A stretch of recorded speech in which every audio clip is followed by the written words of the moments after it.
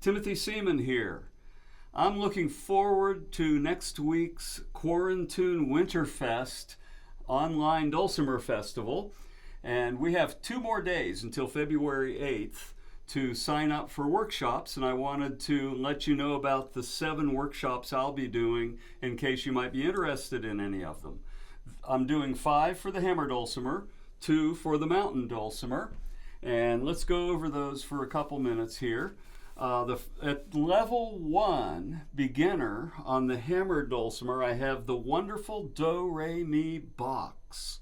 And you can find where the scale is, and the melodies and harmony ideas and everything come out of that box of the scale that shows up all over the dulcimer in the same pattern.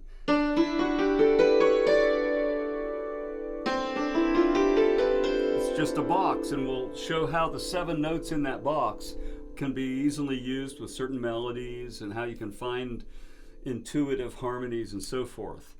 At level 3, intermediate, I have changing keys, endless possibilities. We'll talk about the simplest ways to change from one key to another, just going from one box location to another, like from D to G.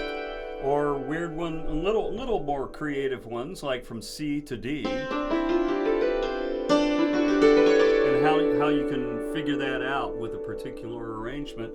And then really unusual ones like F to A. And it gives a different kind of creativity to it.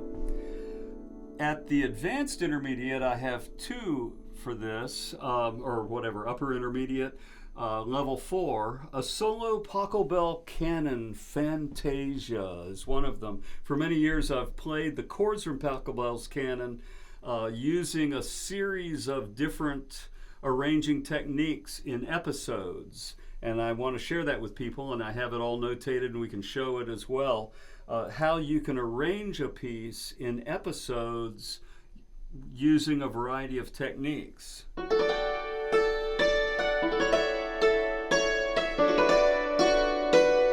Etc. And then you can do, and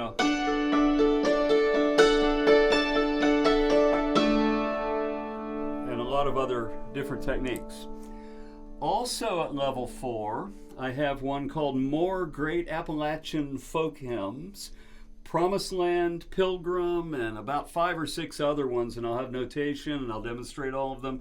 Talk about how you can use these sometimes familiar, sometimes rare shape note tunes that I've gotten out of old books and how to adapt them to solo and ensemble dulcimers. They're wonderful tunes. Some of them really ought to be played a whole lot more than they are, and you might be interested in those. And at level 5, the advanced level, and this is actually probably accessible to people at lower levels as well, an in-depth consideration of microphones. And so like I have just 2 area microphones here that I'm using for this particular video to keep it simple, but there are a lot of other options. So all sorts of different kinds of microphones, ones you can put in stereo or in mono in certain places close and far from your instrument, how to use them with certain rooms, how to use them in the studio, and how to use them in live settings to be able to communicate the sound of your instrument right all the way to the ears of the listeners in the way that you can best and most effectively do. So we'll discuss really thorough things about that. For the mountain dulcimer, one of those, they're both at the novice level, level 2. I am not primarily a mountain dulcimer player, so I've learned a lot of simple tricks that can really make the dulcimer speak without having to get super complex in what you're doing. One of the workshops is called Simple Fingerings for the 6 DAD chords, and tuned DAD. And so I use the Pachelbel Canon series because it uses all 6 of those chords. etc. And we'll go over that and practice it and talk about how those simple fingerings can be used in solo playing and ensembles and arranging and so forth. But it's basically going to be, okay, here are the fingerings, here's some, how you play them, and you can get into chords in a very simple way, not having to get real stretchy and weird. And then also at the novice level, strumming into expressive joy.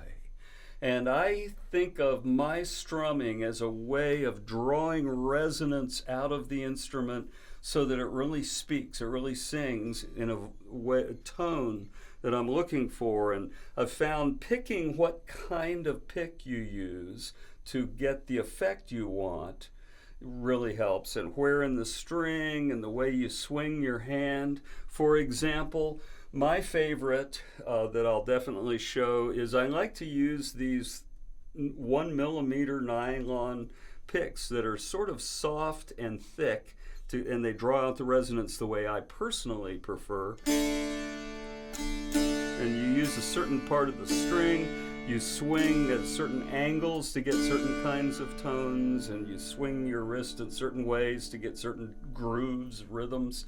And so we'll address a bunch of really useful things there. Well, you can go to virtualdulcimerfest.com to look into these more thoroughly.